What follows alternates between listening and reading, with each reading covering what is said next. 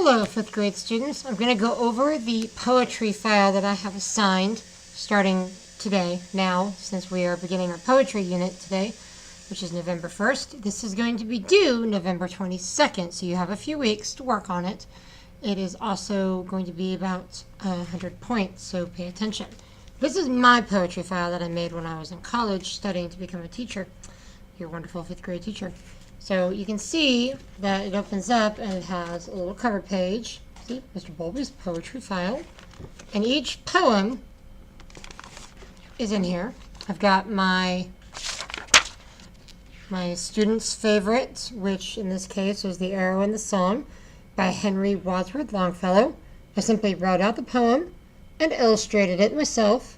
I like my tree and the little guy with the arrow in the little corner.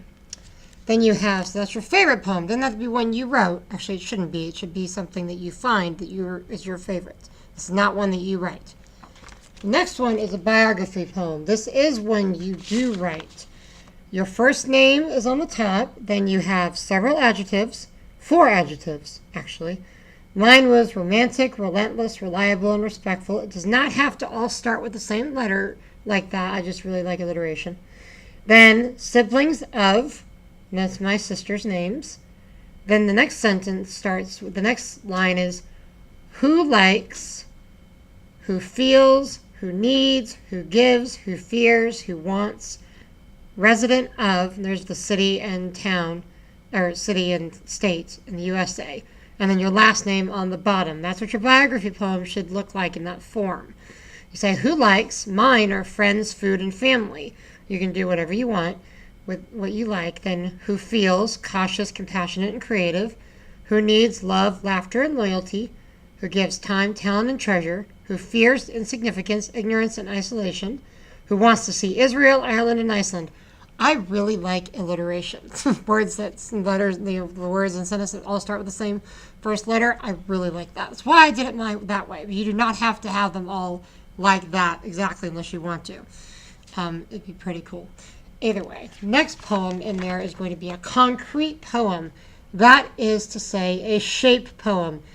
It could be in the shape of a star, it could be in the shape of a rock, it could be in the shape of a chair, and your poem is relating to the object that is the shape. For example, mine, and again I illustrated it, a volcano, a huge rock, shooting lava up into the air. Everyone runs for cover. Lots of thick, black smoke pours out of the top, giving you a warning before the explosion starts. Nothing can stand in its way. Sometimes they don't blow up for thousands of years. Still thousands in the world, but they still don't all work. Some are even underwater. Again, write your own poem in the shape of whatever shape you want to draw it in. And you kind of write your own poem based on the shape that you draw, so you can go like that. The next poem is going to be your color poem. Mine is blue.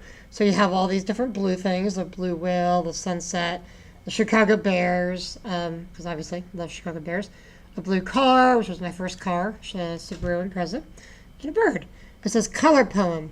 In my case, I chose blue. You can choose whatever color you want. Blue is my favorite color, and I wrote this poem too. You're supposed to write your own based on the color you choose. Blue is the sky on a sunny day. Blue is the vast ocean. Blue mixed with red makes purple. Blue and orange are the Chicago Bears. Blue is the color of my first car. Again. Next poem. The formula poem. Now, this poem has to begin with, if I were president of the United States. And there has to be 6 lines.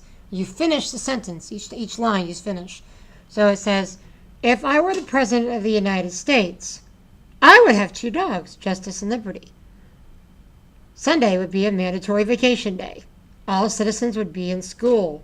Our military would guard our people and our streets.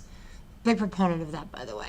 I really wish that we would just, do a better job of protecting our own citizens. Anyway, education would be the top of spending. Spend more money on education, less on football. Sorry, but seriously, sports players should not be making more money than all the educators. Elders and veterans would be honored and respected. I like my presidential things, by the way. It's my American flag. It's very good. You have to put I would be president and then your own words of what you would do for 6 lines, okay? Next poem, we'll talk a little bit more about haiku. Haiku is 3 lines.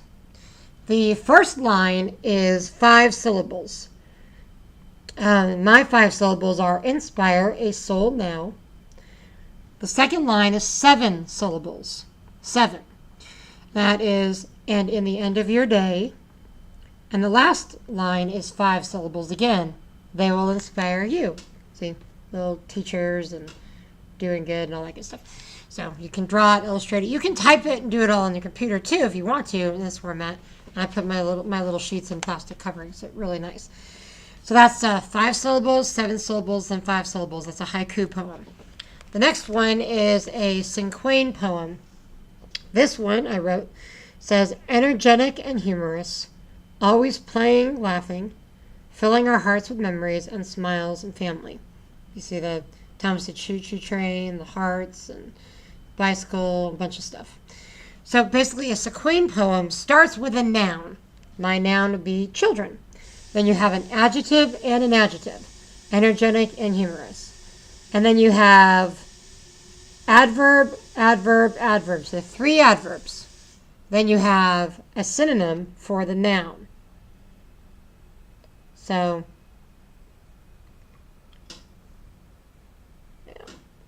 see the noun, then the adjective, adjective, adjective, adjective. Adverb, adverb, adverb. Synonym for noun. All of this is on the paper I gave you yesterday on Halloween, which I'm sure made it home safely. It has all the information on the back to help you write those poems. We'll work on them a little bit too. I'll go over it again continually between now and when it's due. But rhyming. The next one is a rhyming poem. You have to either find a poem that rhymes or write your own. Write your own rhyming poem. Or find a poem that rhymes. And make sure you cite it. Make sure you write where you got it from, somewhere on the paper, preferably on the bottom or something. That shows you got it from Dr. Seuss or you got it from Shel Silverstein or something like that. And I probably want to wait off on Shel Silverstein because you have to do your own. You have to find a Shel Silverstein poem too. I chose this one by Edward Markham. Really like this one. It says, I dare not ask your very all, I only ask a part. Bring me when the dancers leave the hall your aching heart. Give other friends your lighted face, the laughter of the years. I come to crave a greater grace. Bring me your tears.